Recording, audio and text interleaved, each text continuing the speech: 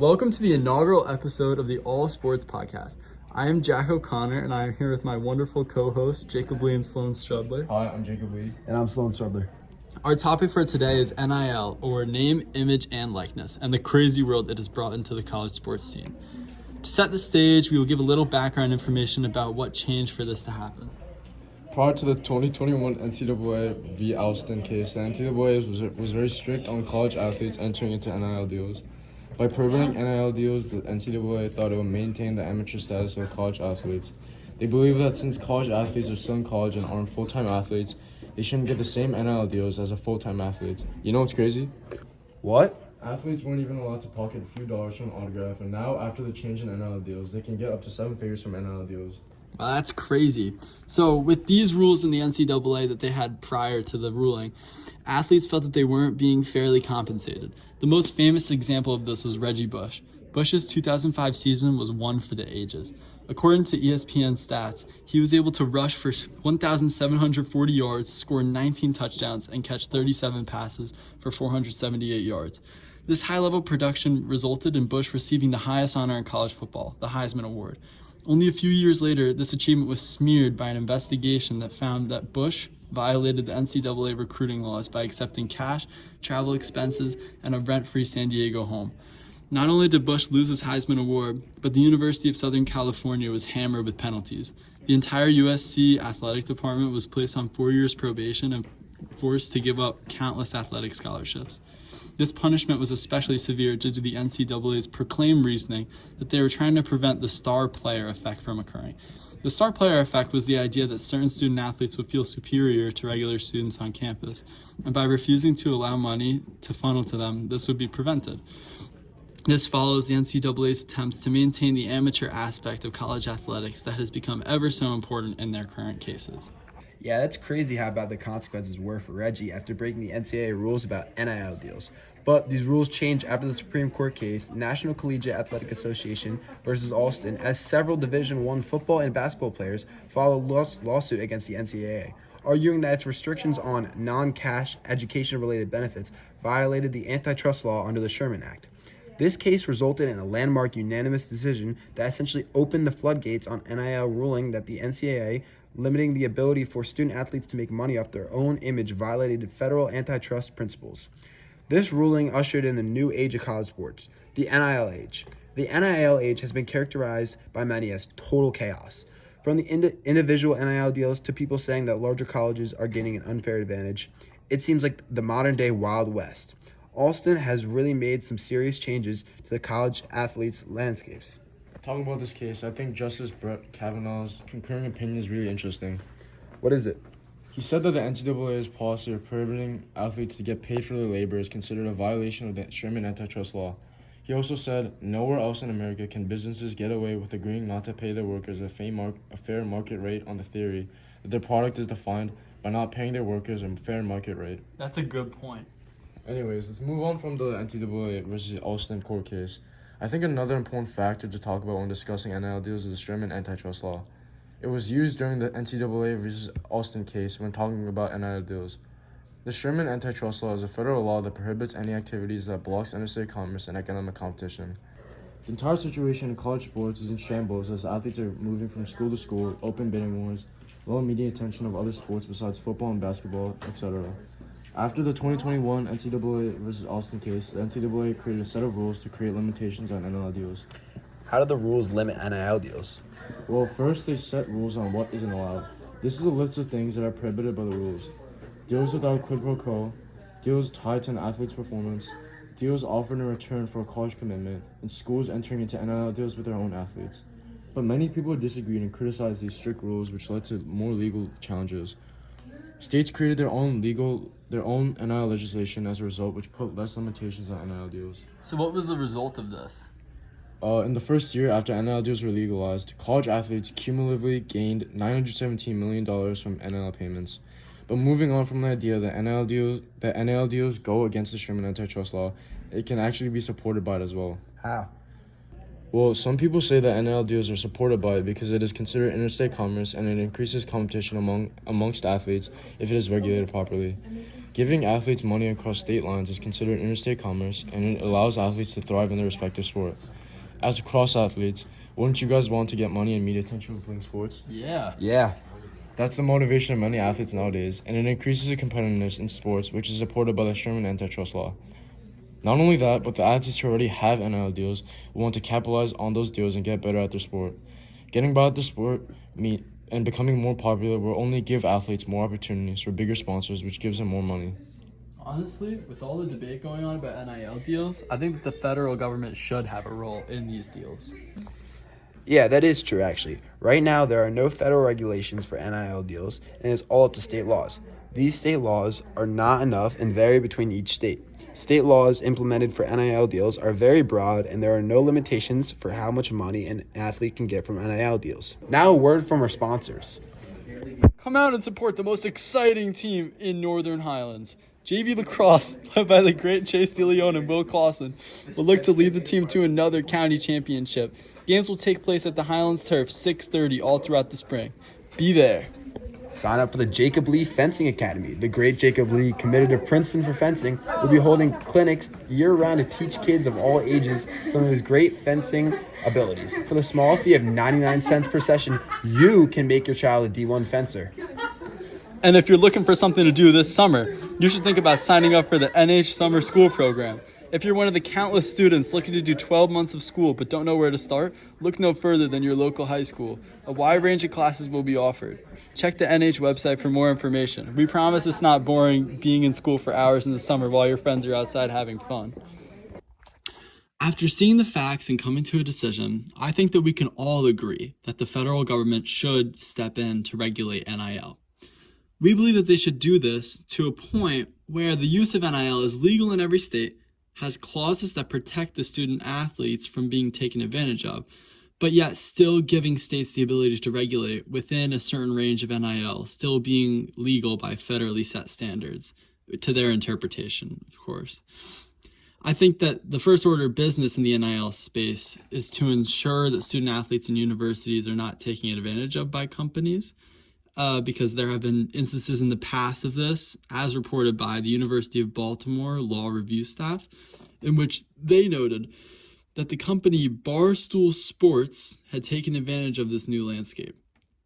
Student athletes were taken advantage of by being convinced to provide, quote, Barstool the right to use and post a picture of student athletes in uniform on any Barstool platform or channel and confirm that the student athletes have the rights required to allow them to use it. This language, however, did not provide a timetable for the agreement, which implies that the agreement could last indefinitely. Without any clear indication of the benefits provided to student athletes through these deals, such as compensation, Barstool essentially holds the right to use the student athletes' NIL at no cost, not a cost at all, which is insane.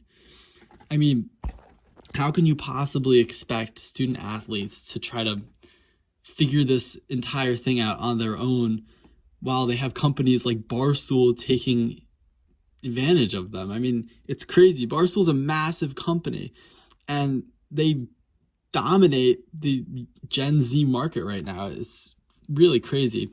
And that domination of the Gen Z market sort of pushes them to have that kind of advantage over getting college athletes because these athletes know them and they maybe trust them because they have such a large following. And it's very interesting that Barstool would do that. And various other companies have followed Barstool's lead, jumping on this opportunity to take advantage of these young students. And as it stands, there is no formal ruling to prevent this nationwide. So state by state, certain states have regulations in order to protect students from this happening, but not every state has this or to the extent that it needs to be required at.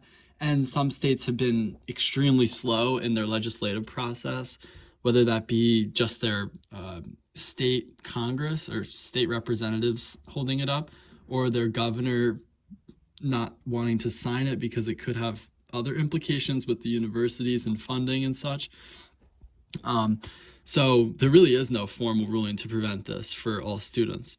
So students are being told to essentially just figure it out on their own.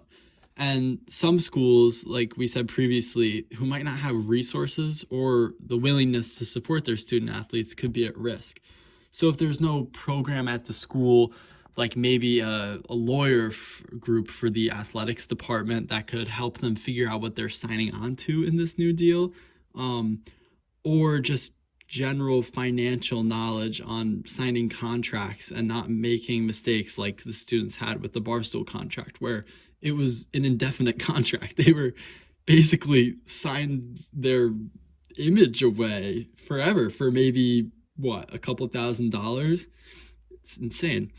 So these students are at risk by being told to figure it out on their own. And the creation of a new law to prevent this from happening at a federal level would help to protect all student athletes.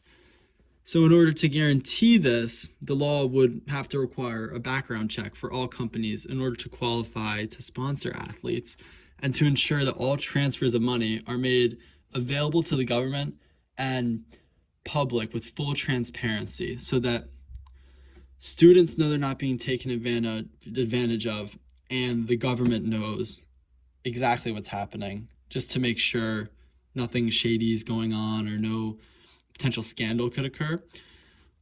This ensures that all the business practices of these companies sponsoring these athletes are vetted and certified, just to simply not take advantage of their position of power. This also protects the universities from any negative publicity about issues that could arise if a company had caused problems with either payments or had a negative reputation caused by an event. And we all know that universities have to protect their image because it's pretty much all they got. Basically protecting their image and making sure no scandal happens keeps their reputation high, keeps them higher in the rankings. And it's what most colleges are seeking, no matter if they're saying it plainly or not. They need to see their rankings and their publicity high to keep their application rates high. And this is a serious issue, and certain schools aren't really able to protect themselves from it. So this part of the law about taking protections for students and for universities sort of connects to similar laws that are in place already in the federal government that follow under the idea of protecting workers, such as the Fair Labor Standards Act. So the Fair Labor Standards Act protects workers from abuses and discrimination from their employer by requiring minimum wage and child labor regulations, which is similar to this, as by preventing companies from taking advantage of athletes in universities, they can be protected from similar ideas that the employees are protected under the Fair Labor Standards Act. Many in the United States take the Fair Labor Standards Act for granted, as it protects some of the most important rights for workers, and without protections similar to these, students are at an extreme risk. And this idea applies to the moral issue at hand here, which is about protecting student athletes. These are young adults who are still learning how to lead their life, and putting pressure on them to make large financial decisions while balancing their schoolwork and being an essentially professional athlete is a massive task. So having the government support them through legislation is good for all. Another important part is that this legislation is nonpartisan. It isn't making any crazy overreach of federal power that the Republicans would be opposed to or upset with, and it sets a baseline for the insanity of NIL at this time that most constituents of politicians would be excited to see fixed, serving as a victory for the country and a unifier. And besides these political implications and justifications of this law, stand the even more pertinent and strong economic justifications. NIL is mainly an economic issue. As seen with facts stated earlier, student athletes have been waiting for decades to be able to profit fairly from their great effort at being able to use their name, image, and likeness. According to ESPN, athletes from star players in high-revenue sports to walk-ons to charismatic athletes in lesser-viewed sports have found the NIL space to be quite lucrative. By having college athletes across the country being able to benefit from this extremely useful ability to build financial literacy, incentivize the reason to maintain enrollment in college, which is an issue at maybe some lower conferences and Division III, Division II schools where students might not even graduate because of their stress from their athletics and they can't balance it all. It's also important to note that student athletes are not the only ones benefiting from these changes, as legally required NIL would bolster the already booming NIL market, creating new jobs and generating large tax revenue, which benefits the federal and state governments. According to Business Insider, the NIL market is reportedly worth $1 billion annually and is set to rise exponentially over the coming years as NIL expands. And another interesting fact is that this market isn't just major companies being comprised of the 1 billion. According to Sports Business Journal, in 2022, local NIL deals far surpassed deals with national brands. This connection between athletes and local businesses is extremely important, as it not only supports the athletes themselves, but also the community in which they are in. This aids in building better relationships between schools and communities, and overall helps the general good of our country. I mean, having your local university students signing deals with the pizza restaurant down the street, it brings the community together, and it really just ties American values into what NIL stands for.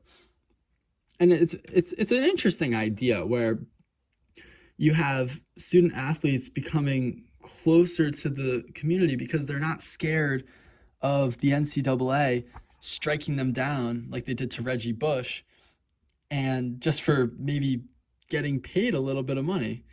And it also helps out local businesses, of course. As we said, they profit extremely from this, helps their businesses out, and it brings revenue to college towns during big games, big events. And it's great for the general good of our country.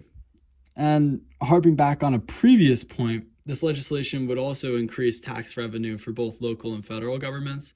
Obviously, this growth would aid the progress towards new programs or next steps in NIL or any other section of government that needs funding.